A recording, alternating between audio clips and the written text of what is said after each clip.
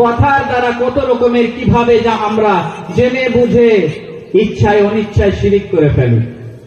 সকালবেলায় উঠেছি, ওঠার পরে দরজায় মাথা ধাক্কা লেগেছে, ইস সকালবেলায় ঘুম থেকে উঠেই মাথা লেগে গেল, মাথা ফেটে গেল, আজকের দিনটা মনে হয় খারাপ যাবে। গাড়ি নিয়ে বার হয়েছি, সামনে দিয়ে বিড়াল চলে যায়, আমরা বলি এটা তো বড় বিপদের লক্ষণ, আজকে মনে হয় বিপদ হতে পারে, ঠিক কিনা? আমাদের মধ্যে এই রকম কথাবার্তা আছে। কিছু মানুষ বলেন যে সকালবেলায় একটা শালিক দেখলে, বেজোড় শালিক দেখলে বিপদ হবে, তাই না? জোড়া শালিক দেখা ভালো সকালে বিকালে, বেজোড় দেখলে কপাল মন্দ। বলে বেজোড় যদি শালিক দেখে তাহলে বিপদ হতে পারে। সকালবেলায় দোকান খুলেছেন, দোকানদার চাচি এসছেন, 1 কিলো চাল 1 কিলো আলু কিনেছেন, কেনার পরে বলছেন বাবা তোমার চাচা কাজে গেছেন পরের জমিতে, সন্ধ্যাবেলায় টাকা নিয়ে আসবেন, তারপরে তোমাকে টাকা দেব। দোকানদার রেগে ফায়ার।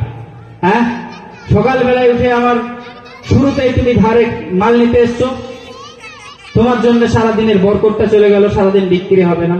এসব কথা কোথায় লেখা আছে? এইগুলা হচ্ছে কথার দ্বারা শিরিক করা, এইগুলা কথার দ্বারা শিরিক করা। গাড়ির সামনে দিয়ে যদি বিড়াল চলে যায় বিপদ হবে, কোথায় পেয়েছেন আপনি এই কথা? বিপদ দেওয়ার মালিককে একমাত্র আল্লাহ।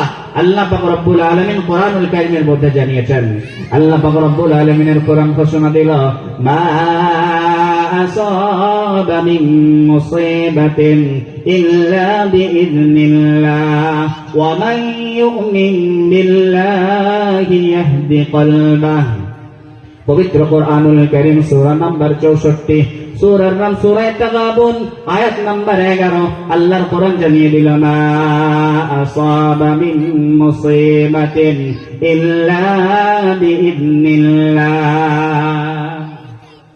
আল্লাহর হুকুম ছাড়া, আল্লাহর আদেশ ছাড়া পৃথিবীর জমিনে কোনো বিপদ আপদ বালা মুসিবত আপতিত হয় না, আসে না।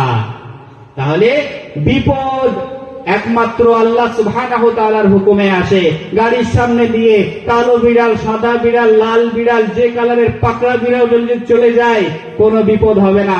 এই সমস্ত কথা বলা হচ্ছে শিরিক।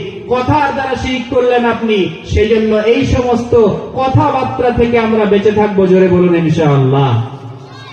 তারপরে কথার দ্বারা আরো কিভাবে শিরিক করি আমরা? যেমন আমরা কসম করি, শপথ করি, মরা বাপের শপথ করে বলছি, মায়ের শপথ করে বলছি। হ্যাঁ, এরকম আমাদের মধ্যে আছে কিনা? মায়ের শপথ করি, বাপের শপথ করি। বর্তমান আমাদের যুবক যুবতী, আশিক মাসুকা, প্রেমিক প্রেমিকা ফোন করেছে, ফোন করার পরে মোবাইলে বিজি পেয়েছে, ব্যস্ত। কোথায় ফোন করছিলে? হ্যাঁ, বলে বাড়ি থেকে কল দিয়েছে, বাড়িতে কথা বলছিলাম, আব্বার সঙ্গে কথা বলছিলাম, মায়ের সঙ্গে কথা বলছিলাম। কিন্তু বিশ্বাস করে না। কি বলে? না তুমি মিথ্যা কথা বলছো। আরে শপথ করে বলছি, কসম করে বলছি, তাও বিশ্বাস করে না। এমন আকীদা হয়ে গেছে, আল্লাহর শপথ করলেও এখনকার যুবক যুবতী বিশ্বাস করে না, ঠিক কিনা? কি বলে? আমার শপথ করে বলো, আমার শপথ করে বলো। যদি আমার শপথ করে বলো তাহলে আমি বিশ্বাস করব। তুমি শিরক করলে, কথার দ্বারা শিরক করলে। আল্লাহর নবী মুহাম্মদুর রাসূলুল্লাহ সাল্লাল্লাহু আলাইহি ওয়াসাল্লাম বলছেন, আল্লাহর ছাড়া অন্য কারো নামে কসম করা শিরক, অন্য কারো নামে কসম করা শিরক। সেই জন্য যদি কসম খেতেই হয়, কসম করতেই হয়, একমাত্র আল্লাহর নামের কসম করতে হবে। আর কিভাবে আমরা কথার দ্বারা শিরক করি? কিছু মানুষ আমাদের মধ্যে আছেন, কোন গণকের কাছে, জাদুঘরের কাছে গিয়ে হাত দেখায়, আমার হাতের রেখাটা দেখো কি অবস্থা। গণকের কাছে আমরা গিয়ে জিজ্ঞাসা করি। আল্লাহর নবী মুহাম্মদুর রাসূলুল্লাহ সাল্লাল্লাহু আলাইহি ওয়াসাল্লামের হাদিস মনে পড়ে গেল। আমার নবী বিশ্ব নবী জনাব মুহাম্মদুর রাসূলুল্লাহ সাল্লাল্লাহু আলাইহি ওয়াসাল্লাম বললেন, যে ব্যক্তিরা কোন গণকের কাছে গিয়ে হাত দেখায় আর তাদের কথা বিশ্বাস করে, বিশ্ব নবী মুহাম্মদুর রাসূলুল্লাহ জানিয়ে দিলেন, ওই ব্যক্তির 40 রাতের নামাজ ইবাদত কবুল হবে না। আস্তাগফিরুল্লাহ। এইরকম কর্মকাণ্ড করা যাবে না, 40 রাতের ইবাদত কবুল হবে না।